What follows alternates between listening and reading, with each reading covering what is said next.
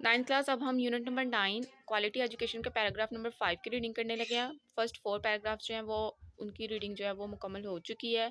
अब paragraph number 5 की बारी है। उससे पहले मैं आपको इस पैराग्राफ के अंदर जितने भी इंपॉर्टेंट वर्ड्स हैं उनके मीनिंग्स बता देती हूँ। सबसे पहले है वोकेशनल, पेशा वराना, एम्प्लॉयबिलिटी, मुलाजमत की अहलियत, इनकम इनइक्वालिटी, आमदनी में तफावत, एम्फसाइजेस जोर देना, देर बाय इस तरह, vocational, employability, income inequality, emphasises there by. Vocational पेशा वराना, एम्प्लॉयबिलिटी मुलाजमत की अहलियत, इनकम इनइक्वालिटी आमदनी में तफावत, एम्फसाइजेस जोर देना, देर बाय इस तरह। ये थे पैराग्राफ नंबर 5 के अंदर से कुछ डिफ़िकल्ट वर्ड्स, उनके मीनिंग्स मैंने लिख दिए हैं। अब मैं आपको इसकी सबसे पहले ट्रांसलेशन करवाती हूँ ताकि आपको समझने में आसानी हो। Quality education emphasizes skill development including literacy, numeracy,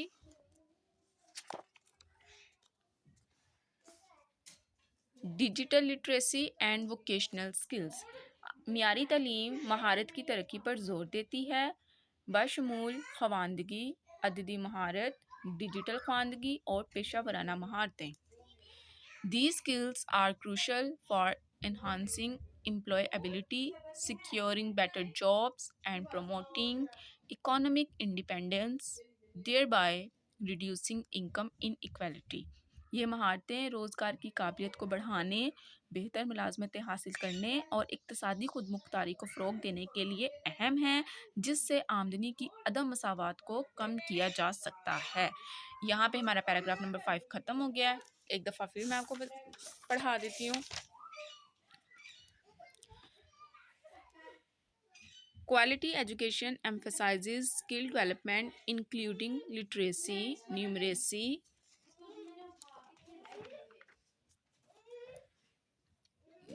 digital literacy, and vocational skills. These skills are crucial for enhancing employability, securing better jobs, and promoting economic independence, thereby reducing income inequality. मियारी तालीम महारत की तरक्की पर ज़ोर देती है, बाशमूल ख़वानदगी, अददी महारत, digital ख़वानदगी और पेशा वराना महारतें। ये महारतें रोज़गार की काबिलियत को बढ़ाने, बेहतर मुलाजमतें हासिल करने और इक्तसादी खुद मुख्तारी को फ़रोग देने के लिए अहम हैं, जिससे आमदनी की अदम मसावत को कम किया जा सकता है। सो यहाँ पे पैराग्राफ नंबर 5 कंप्लीट हो गया है। इसकी मैं आपको ट्रांसलेशन दिखा देती हूँ। वो स्टूडेंट्स जो हमारे चैनल पे न्यू हैं, मैं उनको एक दफ़ा बता दूं कि मैं आपको टू दी पॉइंट तैयारी करवा रही हूँ। कोई चीज़ भी आपको एक्स्ट्रा नहीं करवाई जा रही है।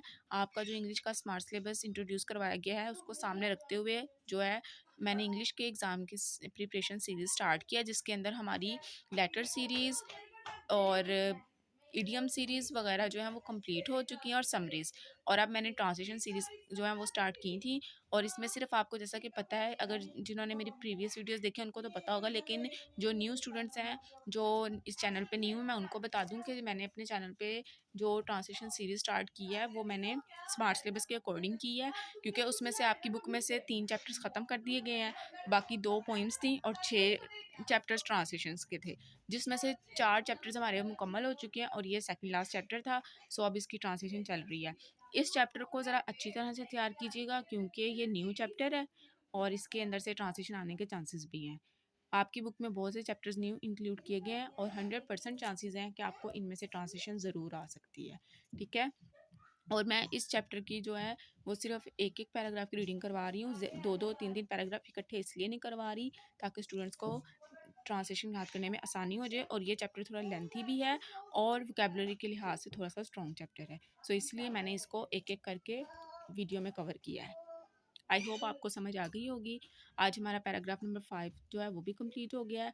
मैं जल्द कोशिश करूँगी कि इंग्लिश के साथ साथ बाकी बुक्स की भी जो है सीरीज़ जो है वो स्टार्ट करूँ। ठीक है, सो आपको मैं एक एडवाइस ये करूँगी कि जिन बच्चों के पास की बुक्स वगैरह नहीं है, अब वो अपना जो है वो टाइम वेस्ट ना करें, इन सीरीज़ को देख के वो नोट्स बना के साथ साथ तैयारी कर लें, ताकि अगर वो साथ-साथ ट्रांसलेशन वगैरह करते जाएँगे, बाकी सीरीज़ भी जो मैंने अपलोड की हैं उनको भी साथ-साथ तैयार कर लेंगे, तो उनके पास रिवीजन का टाइम बच जाएगा। वैसे भी अब 9th क्लास के पास बहुत ज़्यादा शॉर्ट टाइम रह चुका है, इसीलिए कोशिश करें कि ट्रांसलेशन को साथ-साथ करते जाएँ, ये बहुत इंपॉर्टेंट क्वेश्चन है।